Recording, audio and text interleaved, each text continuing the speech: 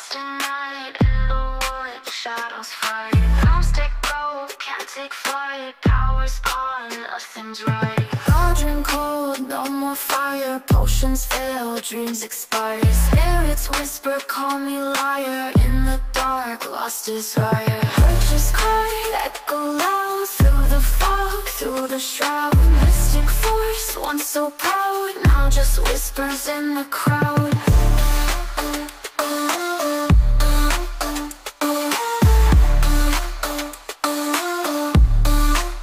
Babalan TV.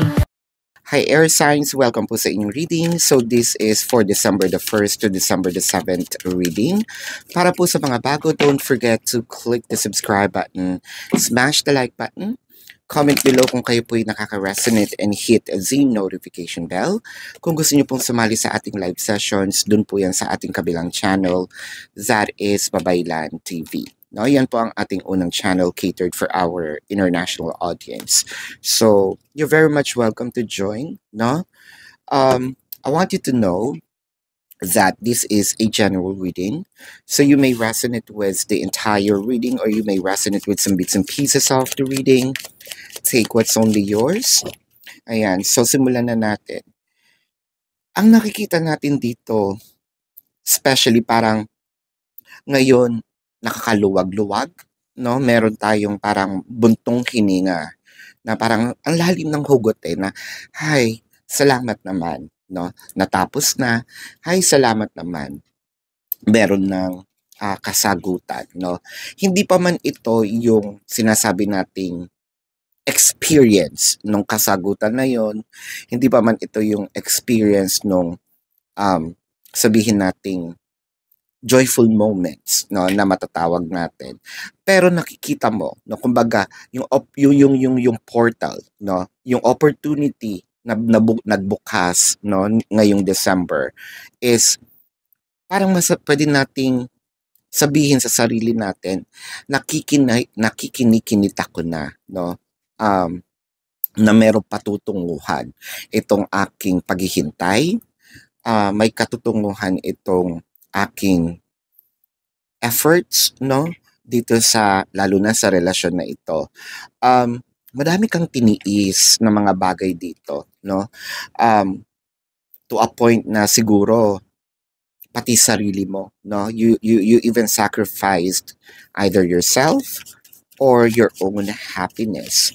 So with the 5 of Pentacles and the 4 of Wands, so for a few numbers of you, parang nasira ang family, no?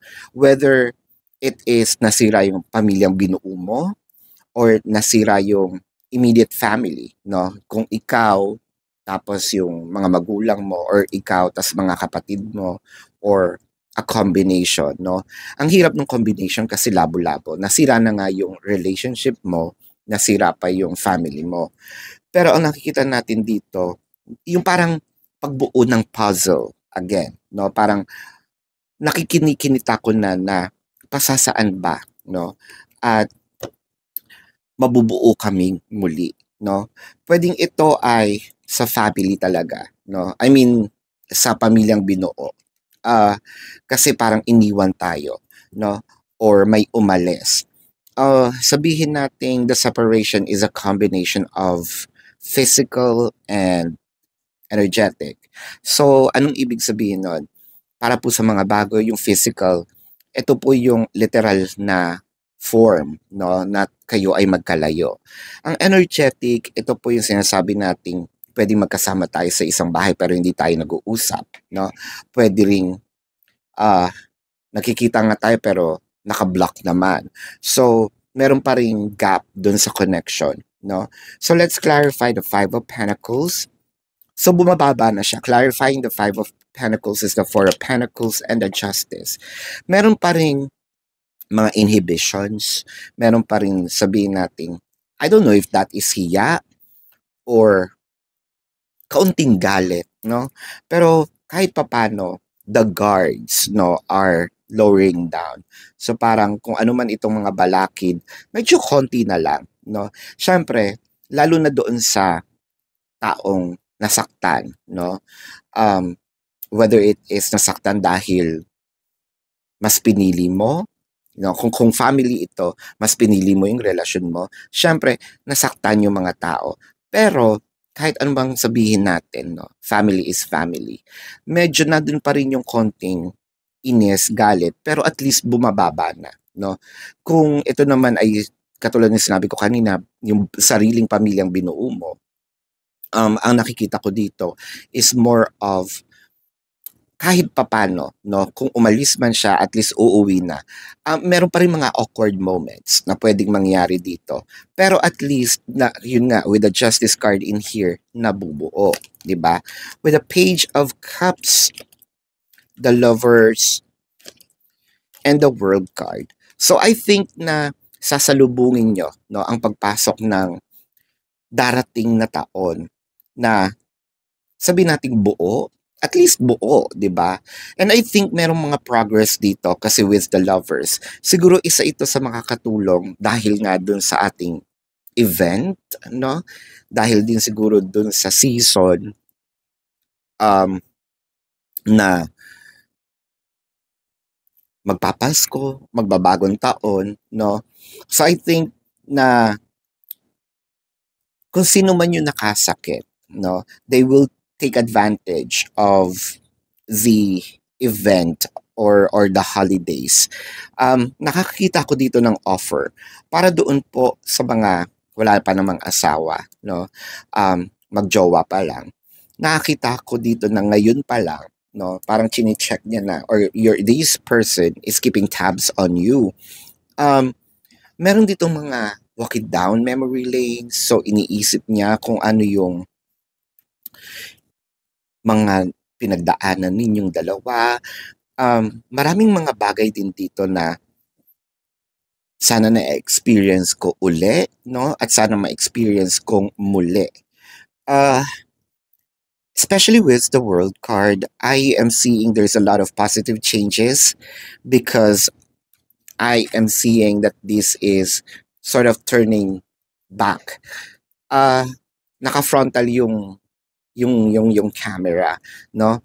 So parang it's looking far, pero it's actually looking backwards on my end as a reader, no?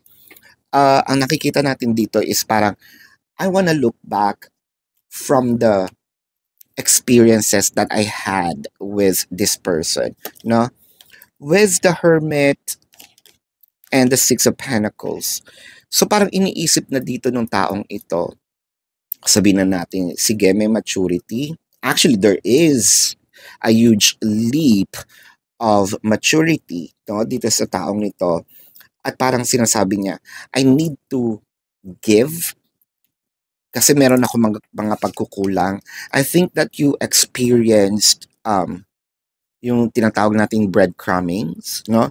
Ano ang breadcrumbing? Ito po yung parang may hawak akong tinapay or para mas Pinoy, pandesal, di ba? Well, that's the breadcrumb. Di ba yung maaligas-gas doon sa ibabaw ng pandesal? Ako kinakain ko yung tinapay. So yung mga mumu niya, no, yung mga maaligas-gas, yung lumalaglag, yun yung para sa before. Pero from what I am seeing in here, parang napag-isip-isip nitong taong to na medyo mali, no? Mali yung ginagawa ko. So meron ng realization dito na sinabi niya na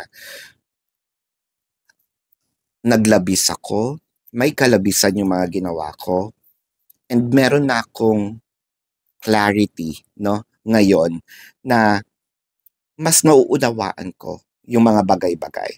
Mas nauunawaan ko na pwedeng sabihin kong sinisi kita dati, pero mas lamang yung contribution ko kung bakit nagkaganito itong relasyon natin, no? With the Knight of Pentacles, the Three of Cups, and the Judgment. So, I am seeing, for some reason, no? Yeah, pwedeng sabihin natin may third party. Ang third party dito, it doesn't always have to be a person, no? A third party is an energy that may lead for your person to focus on. So let's say, baka sobra sa trabaho, no? Baka sobra din yung naging ganid sa pera, no? Doon lang siya nakafocus, napabayaan na yung relasyon. Now, from what I am seeing in here, no, parang babalansehin natin, no?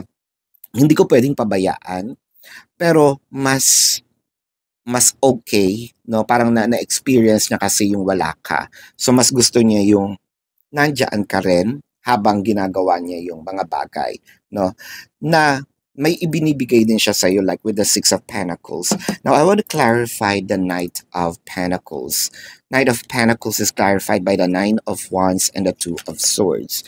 So, malaking chance dito yung paghingi ng tawad dahil sa pag-iwan or pagkakaroon ng separation, no, ninyong dalawa.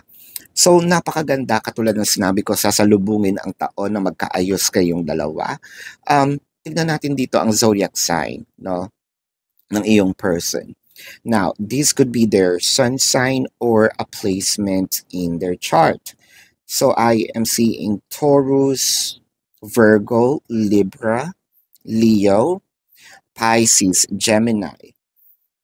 Yeah, Virgo is in here. Capricorn, no?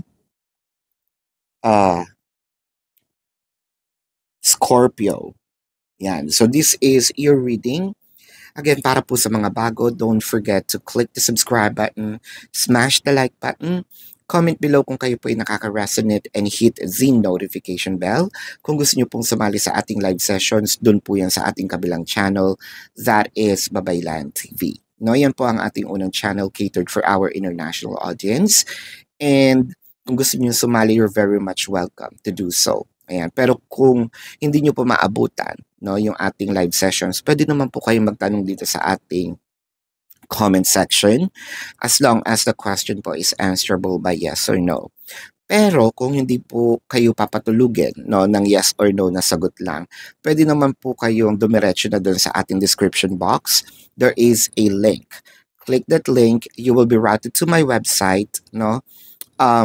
Makikita nyo po doon sa pinakababa yung how much per question, the name, the number, and the QR code for your reference. Ayan. I also created a 4 questions plus 1, so that's a discounted price. And if you want to book a private reading, nandun din po siya. This is your reading, air signs. Love and light to you. Namaste. See you po sa susunod na reading.